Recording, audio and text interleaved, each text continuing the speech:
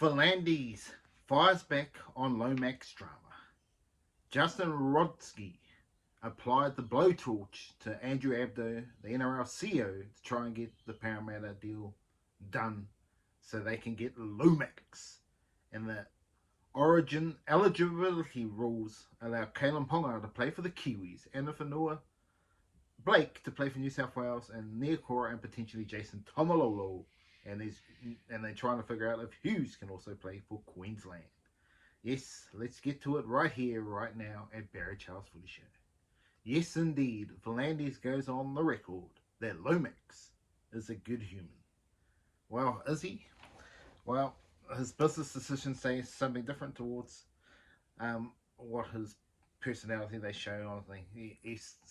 He stayed with a dying kid for a day, which is absolutely great stuff, and a lot of players do that. But at the end of the day, your actions show you what you are. And he's broken 3 contracts. We're trying to break 3 contracts now. What's do you trust in Lomax in terms of that side of the football? No doubt about his talent, but what to do? What will get this done? Well, I think 500k looks at probably where we're looking at it. Maybe it'll get done, but if they win $1 million, boom, it'll happen today. But I don't know if it'll get that high. But that's what's happening around that. Obviously, they want to play like Jack Howarth or Xavier Coates, for example. But whether or not they want to give a player up, it's looking highly unlikely. So, but yeah, the talks from apply the bro torch in a text to this NRL CEO from a club CEO. It's absolute madness. The fact that they even do that when you call the person if you're going to say that sort of stuff. It's just madness that it's happening.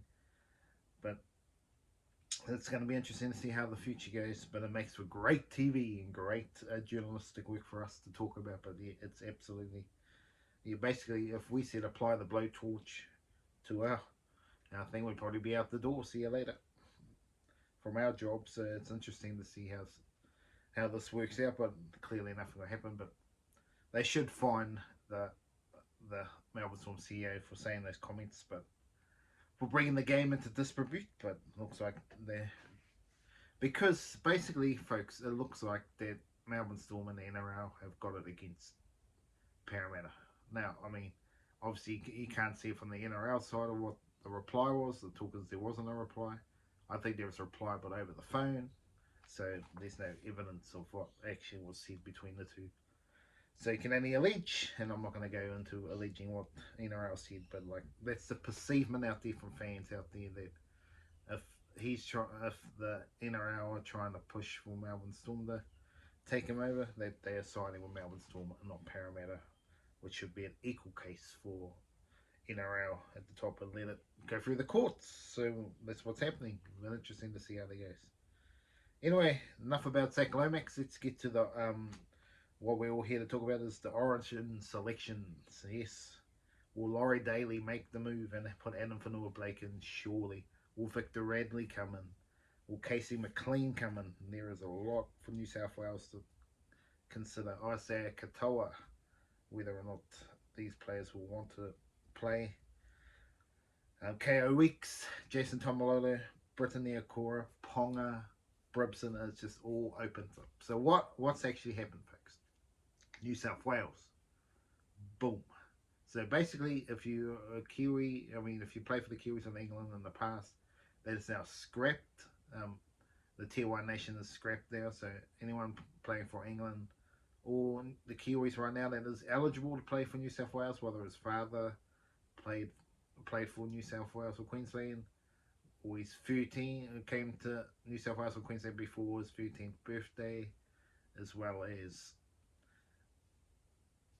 been born in New South Wales or Queensland. So that's the 3 criteria. Basically, what do I think about it? It's great. It's fantastic. Should have happened a long time ago. You've had Adam Fonua Blake, Jason Tomalolo, because they played for the Kiwis once, or a few times. They have been ineligible to play for State of Origin, which they richly do deserve. I think anyone that is in New South Wales or Queensland before the 12th, 13th birthday deserves the right, and I think it'll make the competition a lot stronger. It's not the old traditional trial for the Australian team like it used to be. So I think it's just hopefully let's get onto it. So what's the positives for the teams themselves? Well, New South Wales, Adam Fonua Blake is a straight and a fair team. He'll be the starting prop with Payne Haas. What a thing. Victor Radley, question marks whether he will make the team, but he's definitely a chance for a bench spot. Casey McLean, he's a chance to be selected on the wing maybe, but he's probably not going to quite make it, but he's another one on the radar there. Those are probably the three key players from New South Wales side. We look at the Queensland side, you're looking at Brimson, Brimson, more of a utility chance now with the extra players. Ponga, again, he'd be in a similar boat. He's only going to be like a specialist fullback on the bench, so potentially he gets his opportunity there.